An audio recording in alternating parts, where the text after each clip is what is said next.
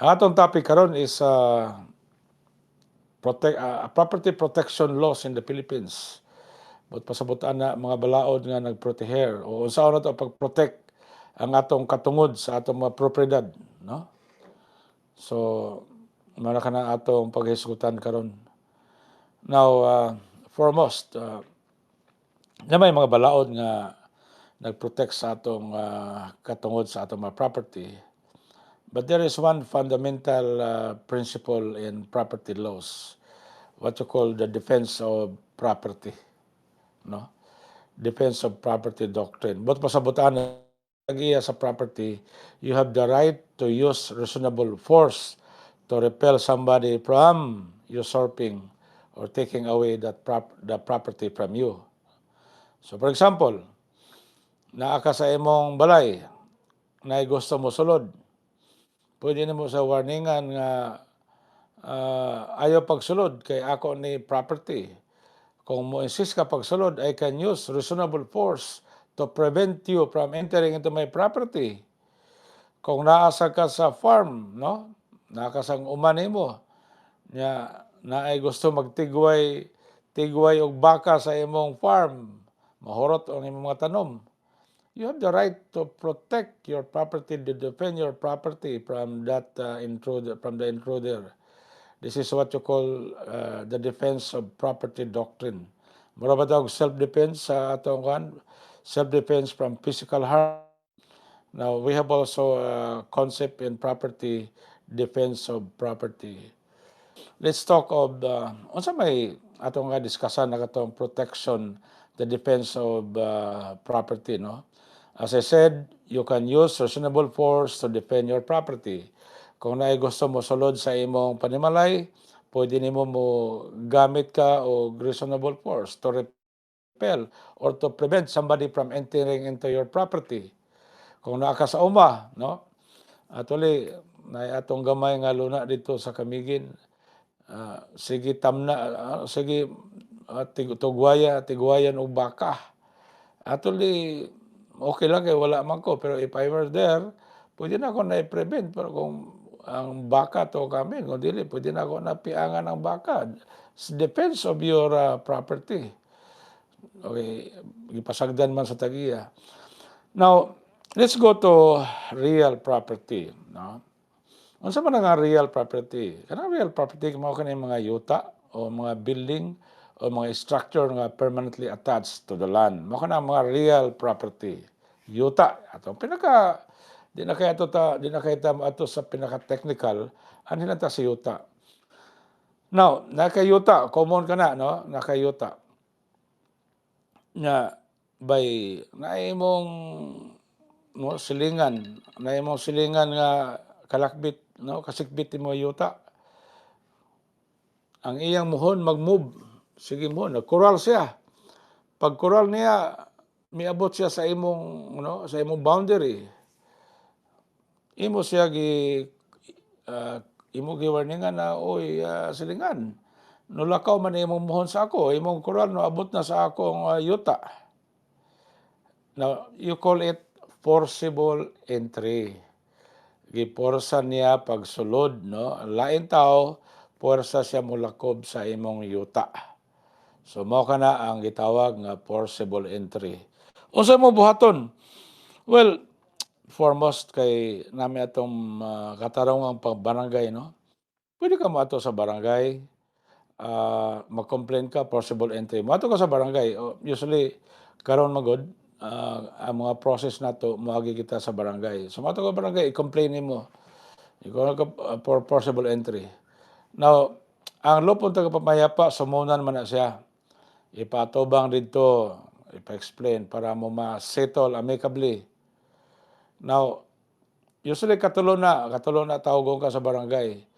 Apan kung di mo makasinabot sa barangay, the barangay will issue you a certification to file action.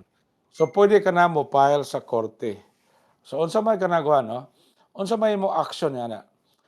Dapat kung naay porsado mosulod sa luna sa imong yuta, within 1 year no? 1 year. So kung karon is February 16, dapat by February 15 dapat ma-file na nimo ang kaso for forcible entry. Kanang forcible entry, i-file nimo kana sa municipal trial court. Ang procedure niya na is summary. So ayaw kay mo ka bisgo moingon dayon mo na, attorney basta kaso sa yuta dugay magana mahuman. Actually is not true, no? Kining forcible entry is a summary procedure. Buto po sa butana nga pag-file nimo sa complaint, kinahanglan mo answer ang PICAS, no? Mo answer ang PICAS. Pag answer sa PICAS, magkaan mo pre-trial.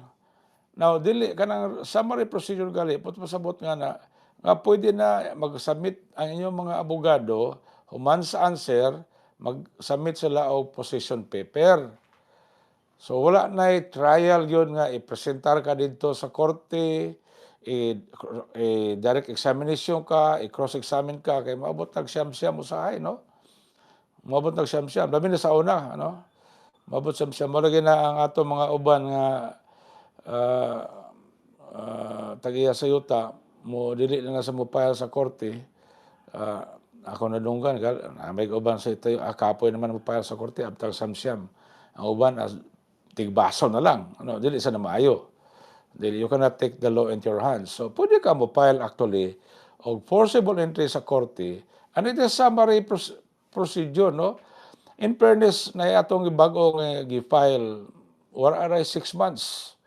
Wala aray 6 ka bulan, gidiskusinan sa korte, no? Kay summary mo procedure, wala na trial yun nga, no, ibutang ang witness testigos dito sa witness stand, i-direct examination, i-cross-examine, i-redirect, wala na sa summary procedure. Pag human file sa answer, mag-pre-trial lugar kung tan-awon sa korte kung naabay possible settlement, kung na-issue nga ilang pagkatan-awon. So, pwede mo require ang korte og submit position paper, then pwede dayon po nga magdesisyon ang korte pinaagi sa binasihan sa position paper nga gisubmit sa complainant o gisubmit sa defendant. Ato ni na ako question, na ako napalit na property and then kabalo ko nga gikan na nagkaso niya sa court order nga gitagaan na sila og share niya, kanang share mao na akong napalit nga portion niya sa title nako. Karon katong defendant dili mosugot kay under litigation pa daw. Ngano kunong natituluhan nga under litigation, okay? Ako lang isurkat nimong pangutana. Kung natituluhan na kana nimo, wala na mahimo nila. Kung gusto sila mo file og kaso para i-cancel among titulo, then let them file the case. Aside from that, attorney, before ko nagpatitulo, gipangayuan ko sa dinar o court clearance o certificate of penalty from the Court of Appeals, maong natituluhan kay kompleto man ang akong requirements. Nabay katungod nga dili ko pasudlon sa akong yuta nga titulado naman sa ngalan nako attorney kay gikoral pa man nila. Okay. Guwapo sa nga question na anyway ako nito bagon kay before ta mo padayon sa akong gisgutan ganina, akong tubagon kining ko ingani ang iyang sitwasyon nanay titulo sa yuta niya. Apan naay nagposisyon sa yuta daan before niya natituluhan. Unsa may pwede mabuhat kung pursado pagsulod sa imong yuta, pwede ka mo file og forcible entry. Ang forcible entry dili kana kay dugay nga kaso kay summary magana. Mahuma na kana og 6 months kana forcible entry. Now, napad sitwasyon ngani. Na imong nagpapliti ka sa imong yuta. Nagpapliti ka sa imong balay. Karon, ang inyong pliti sa balay na-expire na. So, ang inyong kuha na termino isa ka tuig. Paglapas sa isa ka tuig, nag-demand letter ka nag-ingon ka nga dili na nimo i-renew kay imong gamiton ng yuta ang balay. Now ang renta sa imong balay, moingon na dili ko kay akong anak wala pa mahuman og eskwela, extend na to for 4 years. Na kung dili ka muuyon ni ana, pwede nimo sa mag-demand to vacate. Now, kung di gid sa mopahawa, mo-file ka og unlawful detainer. Kanang unlawful detainer para sa gapon na sa forcible entry. Na remember katong forcible entry, ang tao persado misulod sa imong yuta, forcible entry. Na kinahanglan i-file nimo kana within 1 year from the time of entry ang forcible entry para dali ra mahuman for summary. Now ang ikaduha nga sitwasyon atong hisgutan kining nagplite sa imong balay, no expire na ang term sa inyong plite niya apan dili sa mohawa. Now you can ask them to, you can have a demand to vacate. Na kung dili sa mo vacate, pwede ka mo file sa korte og unlawful detainer within 1 year from the time nga nagdemand ka to vacate. Sa ato pa, kung nagdemand ka to vacate sa February 16, karong adlaw, naa kay hangtod February 15 para mo file ka og unlawful detainer. So, ang forcible entry, pagsugod pa sa posisyon, pag-entry sa imo ba kasikbit sa yuta, illegal na daan. Kining unlawful detainer, legal kay nagrenta man sa imo.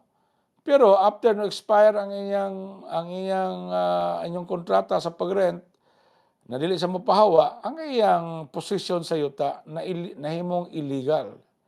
So, mao kana ang lawful detainer. Unsa may nganong importante man nato kining masayran, forcible entry o unlawful detainer?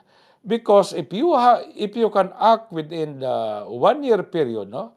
Kung imong aksyonan ang imong katungod sa pagproteher sa imong yuta o imong property within 1 year from forcible entry or unlawful detainer, pag-file mo sa korte, summary ang procedure niya na. Bot pasabot nga, dili na mo adto ta sa regular procedure nga kinahanglan na testigos mo lingkod sa witness stand, direct examination, cross-examine. No. By mere position paper, ang korte pwede na mo decide kung kinsay na ay katungod sa yuta. And in fairness sa atong court karon, medyo ato mga judges karon medyo batanon, aligri mo, abti kayo mo desisyon. Naya mo gi-file, wala rin 6 months na desisyonan na, no? Na desisyonan na, dali ra kayo na desisyonan. That's why you have to be alert. Nga within 1 year, aksyon na gid nyo, ayun yung pagtulog-tulogi. Because ang doctrine sa balaod, he who sleeps on his right loses the right. Bot pasabot ana kung imong gikatulgan imong katungod, mawala kanimo imong katungod.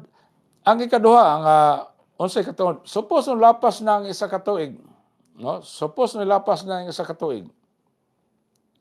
Napa ba kay no? Langay-langay ka o wala nimo gipasagdan nimo, nasulod sila sa yuta. Suppose na lapas na, unsay may mo action?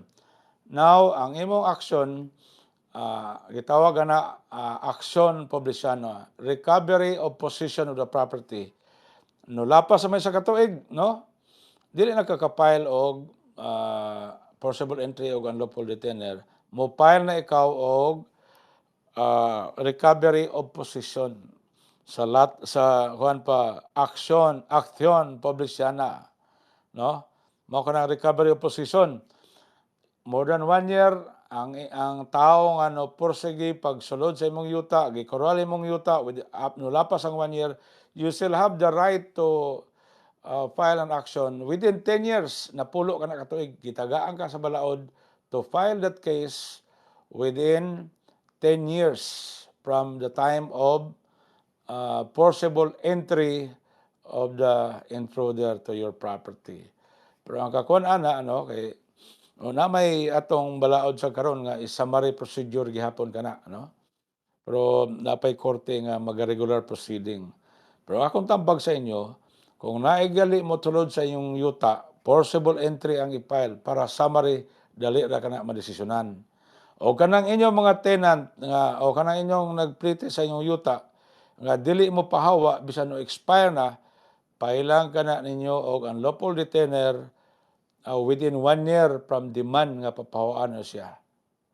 Now kung mulapas ng 1 year, ang inyong katungod mao ang to file recovery of possession. Aksyon publisana. Inyo kana i-file within 10 years. Within 10 years from the time nga gisulod ang imong property nga walay pagtugot nimo. Or from the time nga ang nagprete sa imong yuta nagdemand ka to vacate. So you have 10 years. Now, mao ka na interesting ikatulo. Ay imong sitwasyon nanay titulo nimo. Nanay mong titulo, ang problema ingon paligid na imo ang titulo ako ang yuta. No? Kumo ka na nga daghay kay akong kaso na handulan nga na ang tagiya sa yuta nay titulo. Pero problema kay nay posisyon lay tao nga nagkural sa yuta di ka kasulod. So wala man kay prior position na ang tabag kay ang yuta na may sa posisyon sa laing tao, pero naya mo sa imong titulo. Pero at no instance nga ikaw ang nagposisyon sa yuta, unsa may imo i-file? Ang imong i-file, ang giingon sa balaod, recovery of possession by virtue of ownership. Ang pasabot na, action reinvocatoria, no? So, ingani, nani mong title, pero ang posisyon naa sa laing tao. So, pwede ka mo file sa korte on the ground of claim of possession by virtue of ownership. But pasabot ana nga, kay ikaw man ang tagiya sa yuta, pero wala sa imong posisyon, mo file ka sa korte, mayon ka nga, husgado, ako may tagiya sa yuta, pero ang posisyon na sa pikas.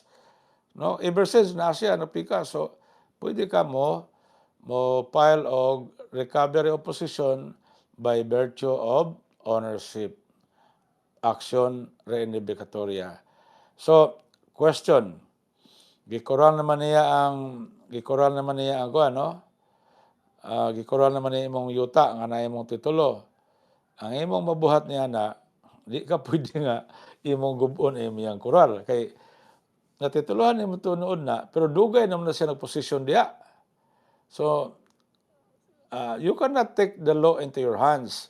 Pero kung ikaw ang nagposisyon daan, no? Ikaw nagposisyon na imo sulod sa yuta, then you can defend your property. You can use reasonable force.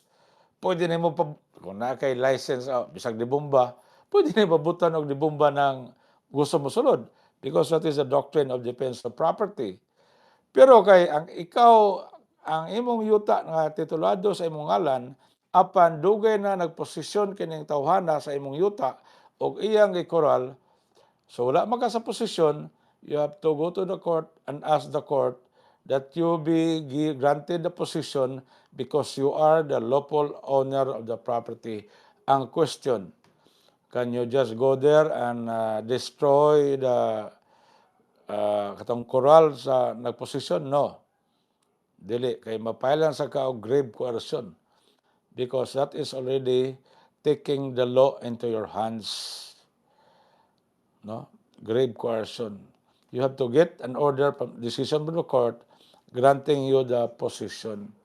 No? Kay naa sa imong titulo but wala sa imong actual position for so long a time, you cannot just go there and gubon imong coral. Dili. You have to go to the court, file the court for recovery of possession by virtue of ownership. Unsay kalain na katong atong forcible entry? Ang forcible entry, daan naman ta nagawa, no? Daan naman ka sa posisyon. So naa ka sa posisyon na imo sulod, then you can use the defense of property doctrine. But pasabot na you can use reasonable force to prevent somebody from intruding into your property. Bisan naa sa imong titulo kay wala makaposisyon sa yuta, you cannot just go there and destroy the fence because that is taking the law into your hands. You can go to the court.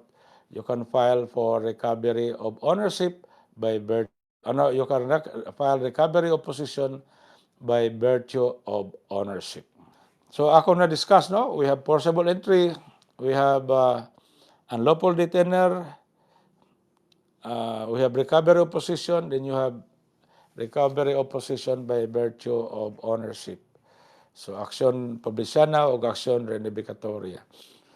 Ngay pinaka-interesting nga part, no? Kini nga tong kasikbit nga yuta bitaw nga nay mangga, common gani nag-away mga silingan, no? Nay mangga. Nay mangga na ang sige na naman sa kanto niya gibutang. So, ang bunga, ang mga sanga no kuan sa imong yuta. No lakob sa imong yuta, what can you do? Of course, you can ask the owner to cut it. No? You can ask the owner to cut it. Or you can cut it at the expense of the owner.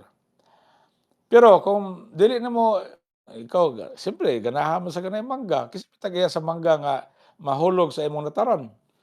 Ang tagiyan niya na ikaw, naturally falling fruits from that mango, naa sa imong luna, pwede ikaw na magpahimos, kaya nahagbong man sa imong luna. Ikaw tagiyan niya na, pwede na ka mukaon sa mangga.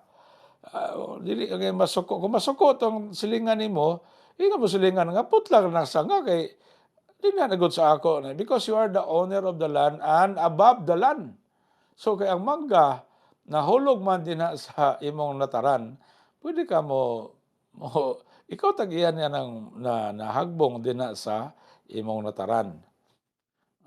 Pero dili pwede nga lahi sa tumaslingan nga binugoy po na ang mangga, ang bunga to anay gud sa tagiya sa pikas, iya pagyudughiton hagbong sa imo dili na pod. Only those the fruits naturally falling in your land belong to you, even if the fruit tree is not yours, even if naa sa imong silingan. So akong i-recap, no? Unsay mga remedyo, no? Akong balikon nga naay doctrine sa property law, the defense of property doctrine. Ang pasabot niya na nga kung naa ka sa imong yuta o sa imong panimalay o imong property, you can use reasonable force, no, to repel somebody from intruding into your property. No? For example, naa kay katong baka bitaw akong giingon sa inyo, ipa-sab-sab sa imo, you can prevent, you can use reasonable force, no?